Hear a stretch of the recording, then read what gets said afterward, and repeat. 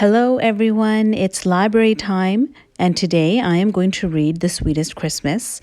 It's from Disney's Christmas Storybook collection. Now, The Sweetest Christmas is adapted from the original story, Winnie the Pooh's Christmas, which is written by Bruce Talkington and illustrated by Alvin S. White Studio. Enjoy! One snowy Christmas Eve, Winnie the Pooh looked up and down, in and out, and all around his house. He had a tree set up in his living room. It was decorated with some candles and honey pots. Pooh looked at the tree and tapped his head. "Something seems to be missing," he said. He walked over to the window and peered outside. Then he walked back to the tree and thought some more. Suddenly, a knocking door startled Pooh. Rub-a-tap-tap, rub-a-tap-tap. He turned toward his front door. "Maybe whatever it is I can't remember I'm missing is outside my door," Pooh said. When Pooh opened the door, he found a small snowman on his front step. "Hello, Pooh Bear," the snowman said as he shivered. Pooh thought the voice sounded very familiar. He invited the snowman inside. After standing beside the fire for a few minutes, the snowman began to melt. The more he melted, the more he started to look like Piglet. "Oh my," said Pooh. He was happy to see his friend where there used to be a snowman. "Oh my," said Piglet. Now that the snow had melted off him, he could see Pooh's glowing Christmas tree. "Are you going to string popcorn for your tree?" Piglet asked. "There was popcorn and string," Pooh admitted, "but now there is only string." Pooh thought some more, wondering if popcorn was what he'd forgotten. But that wasn't it either. "Then we can use the string to wrap the presents you're giving," Piglet said. Something began to tickle at Pooh's brain. It was the something missing that he hadn't been able to remember. "I forgot to get presents," Pooh exclaimed. "Don't worry, Pooh," Piglet said. "I'm sure you'll think of something." Soon it was time for Piglet to go home and wrap his own presents. He said goodbye to his friend and went back into the cold, snowy night. Pooh stood beside his tree and tapped his head while he thought. Where could he find presents for his friends? It was already Christmas Eve. Was it too late? He thought some more. He sat down in his cozy chair. Then he got up and had a small snack of honey. He peered out the window and watched the snow fall. Then he had an idea.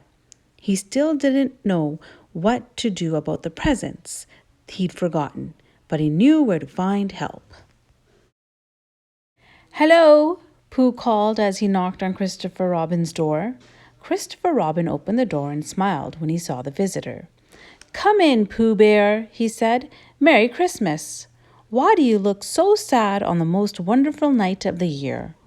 Pooh was just about to explain about the forgotten presents when something caught his eye. He pointed at the stocking over the fireplace. "What are those for?" he asked. "Those are stockings to hold Christmas presents," explained Christopher Robin. "But Christopher Robin," Pooh said, "what if someone forgot to find presents for his friends? And what if that same someone doesn't have stockings to hang because he doesn't wear any?" Pooh looked at his bare feet, then back up at Christopher Robin. "Silly old bear," Christopher Robin said. He took Pooh up to his room, then dug through his drawers until Pooh found 7 stockings. "Thank you, Christopher Robin," Pooh said. He smiled. He'd picked a stocking for each of his friends to put their presents in. Purple for Piglet, red and white striped for Tigger, orange for Rabbit, yellow for Eeyore, maroon for Gopher, and blue for Owl, and one for him to hang over his fireplace. He hurried off to deliver the stockings to his friends. As he walked through the 100-acre wood, he thought about the presents he still needed for the stockings. "I will get the presents later," Pooh said to himself. "The stockings come first." Pooh stopped at each of his friends' house. Everyone was asleep. He quietly hung the stockings where his friends would find them. Each one had a tag that read, from Pooh. When Pooh got back to his house, he climbed into his cozy chair in front of a roaring fire. "Now I must think about presents for my friends," he said. But Pooh was tired from finding the stockings and delivering them to his friends' houses. Before he knew it, his thinking turned into dreaming. He was fast asleep. The next morning, Pooh awoke to a loud thumping noise. Thump-a-bump-bump, thump-a-bump-bump. "I wonder who that could be," he said. He climbed out of his chair and opened the door. "Merry Christmas, Pooh!" his friends cried.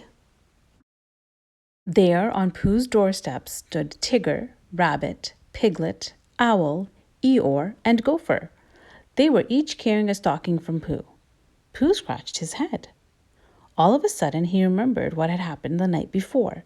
He had fallen asleep before giving presents to his friends. "Oh, brother," he said. Then he realized that his friends were all talking at once. They were thanking him for their gifts.